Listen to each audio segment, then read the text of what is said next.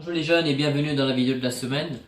On vient tout juste de terminer notre rayon du samedi. En tout cas, c'était un super rayon, super moment dans le Seigneur.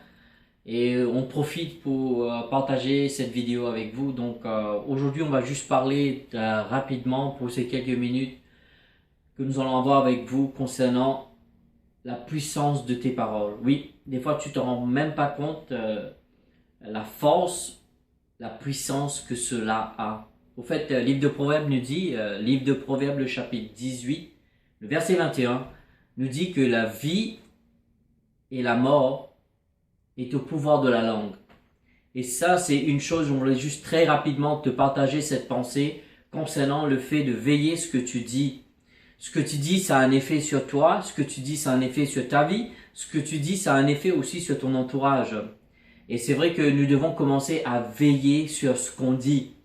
C'est assez surprenant que je ne peux pas vous expliquer d'une manière détaillée, mais néanmoins la science médicale, ils ont fait une découverte, le fait que lorsque tu dis quelque chose, ça donne un ordre au fait à ton cerveau et ça déclenche comme si des choses. Et c'est surprenant quoi, comment cela a un effet. Cela ne veut pas dire aussi que tu dois nier les réalités, comme l'exemple beaucoup de fois lorsqu'on parle concernant le fait de veiller sur ce que tu dis. Mais Samuel, si je suis fatigué, est-ce que je ne devrais pas dire que je suis... Est-ce que je devrais dire que je suis pas fatigué tandis que je suis fatigué? Non, je te demande pas de mentir, s'il te plaît. Non, si tu mens, tu dois te répondre. Mais ce que j'essaie de dire, c'est que oui, moi je le dis ainsi. C'est vrai que j'ai une longue journée, je suis fatigué. Mais Dieu merci, Dieu va me renouveler, Dieu va me donner sa force. Mais ce que j'essaie de te dire aussi, c'est que ce que tu dis a une importance sur le fait que la façon que tu communiques avec les autres. Et livre d'Éphésiens, le chapitre 4, si je ne me trompe pas, il dit qu'une bonne parole sort de ta bouche. Qu'aucune mauvaise parole ne sort de ta bouche. Au fait, si tu regardes bien, c'est bonne et mauvaise. Concernant dans le livre d'Éphésiens, au fait, l'origine parle du fait que le fait de pourrir, tu vois, ce qui veut dire que ce que tu dis peut construire quelqu'un ou détruire quelqu'un. Ce que tu dis peut édifier quelqu'un ou sinon le dénigrer. Ce que tu dis peut encourager quelqu'un ou sinon décourager quelqu'un. Alors je voudrais t'encourager, jeune. Comme nous vivons dans un monde, tu sais, Dieu nous a appelés, nous sommes dans ce monde, mais nous ne sommes pas de ce monde. Sois un exemple, s'il te plaît. Commence à dire des choses positives. Tu vas me dire, oui, mais Samuel, tu sais, c'est un zéro, qu'est-ce que tu veux que je dise? Non, commence à être comme ton Seigneur et ton Sauveur. À être quelqu'un qui encourage. Bâtis le courage dans les gens qui sont autour de toi. Bien qu'ils ont échoué, ne les tape pas dessus, on dit oui, tu n'es qu'un moins que rien, tu n'es qu'un zéro. Non, c'est pas grave, tu n'as pas pu réussir. T'inquiète pas, relève-toi et réessaye la prochaine fois. Tu vas y arriver, je crois en toi, Dieu croit en toi. C'est comme ça que Dieu nous a appelés à être ceux et celles qui vont aller autour de nous et mettre du courage dans les gens, tu vois. Nous vivons assez dans un monde assez troublé, ou même, tu sais, tu vas à l'école, peu importe où tu vas, tu sais, les gens, on est facile, c'est très facile d'être négatif. C'est très facile de descendre les gens. C'est très facile de dénigrer les gens. Mais prends la décision aujourd'hui, je vais vraiment t'encourager. Commence à être quelqu'un qui va encourager, qui va élever les gens avec tes paroles. Oui, parce que la Bible dit, livre de Proverbes, nous avons commencé avec cela. Lis-le dans ta Bible, tu vas voir.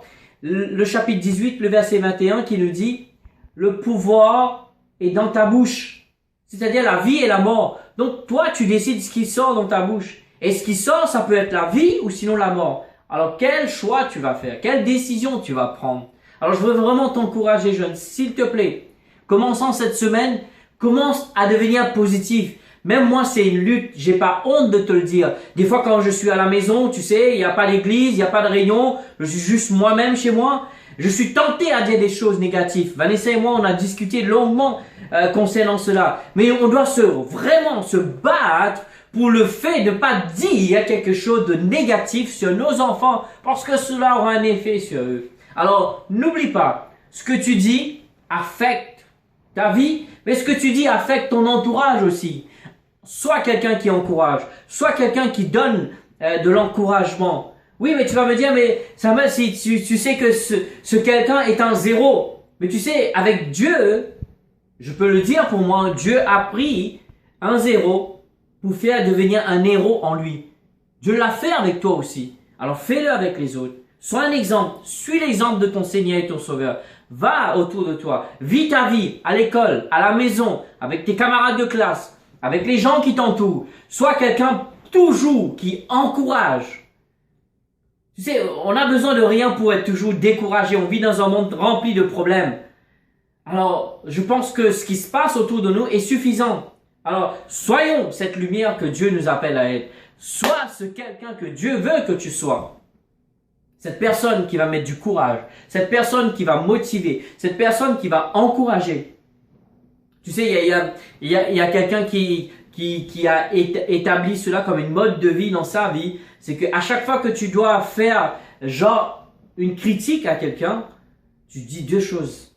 Comme dans un sandwich, tu sais. Le burger au milieu, qui représente la chose négative, mais tu mets quelque chose de positif, et tu mets une autre positive, et tu dis. Tu vois, comme ça, les gens n'ont pas besoin de se sentir dénigrés. Tu sais, c'est très facile de dénigrer, de descendre, de critiquer, de blablater, mais sois quelqu'un positif.